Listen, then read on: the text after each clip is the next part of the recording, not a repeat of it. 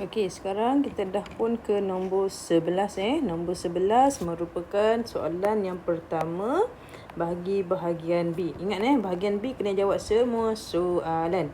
Okey, Rajah 10 menunjukkan set semester. Ini set semester dan juga set G. Nampak set G ni, kotak untuk set G. Faham kan? G adalah ada unsur A dengan E.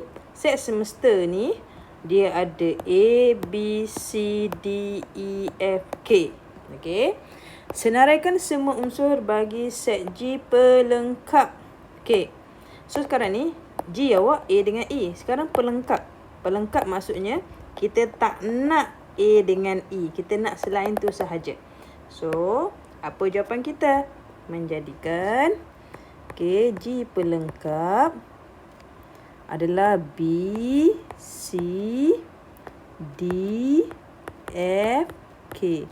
Mana kita dapat? Kita dapat yang ni kat luar ni. Okey. Soalan nombor 2. Nyatakan bilangan subset bagi G pelengkap. Okey. Formula bilangan subset.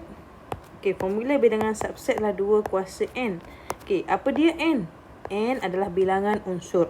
Sekarang dia nak bilangan subset untuk G pelengkap. Ni G pelengkap kan? So, dia ada berapa ni? Kita punya untuk bilangan G pelengkap ada berapa? Ada 1, 2, 3, 4, 5. So, maksudnya sini ada 5. Menjadikan bilangan subset G pelengkap akan jadi 2 kuasa 5. So, 2 kuasa 5 adalah 32. Faham Kena ingat tau, bilangan subset tu adalah 2 kuasa N tau. Okey. Soalan B untuk nombor 11 juga. Okey. Gambar rajah Venn di ruang jawapan menunjukkan set P. P adalah bulat yang ni. Set Q, petak yang ni. Dan set R. Ini R. Okey. Diberi bahawa set semester P kesatuan Q kesatuan R. Pada rajah 11 di ruang jawapan. Okey, maksudnya ni rajah 11 kan? Kat sini. Lorekkan set P bersilang Q kesatuan R. Okey. So, tak ada benda lain. Kita kena satu kawasan, satu nombor.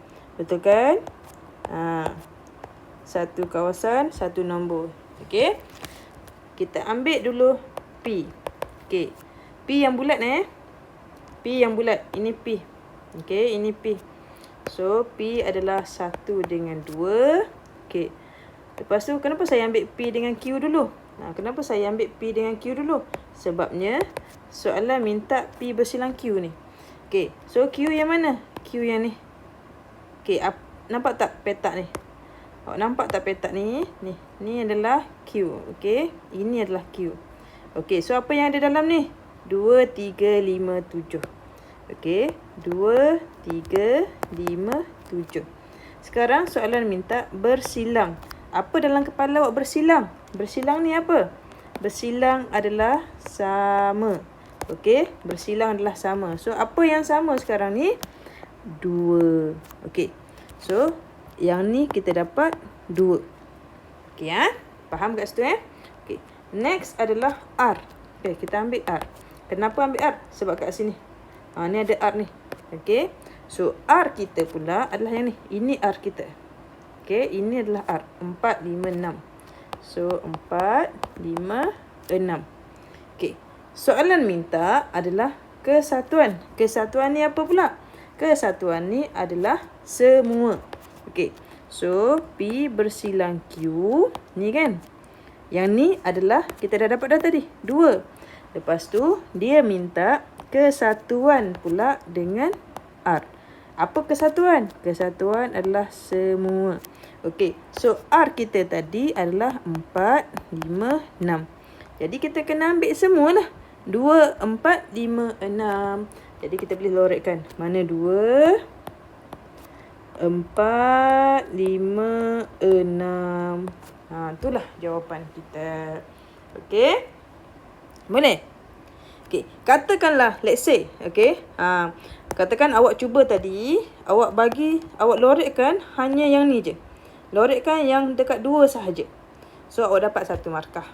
Tapi kalau awak yang lorekkan R saja, minta maaf. Okey? Tak adalah markahnya. Okey? Baik, seterusnya soalan C. Okey, untuk nombor 11 juga. Satu tinjauan telah dijalankan ke atas 50 orang murid. 50 ni apa? Kat sini kita belajar adalah bilangan ruang sampel 50.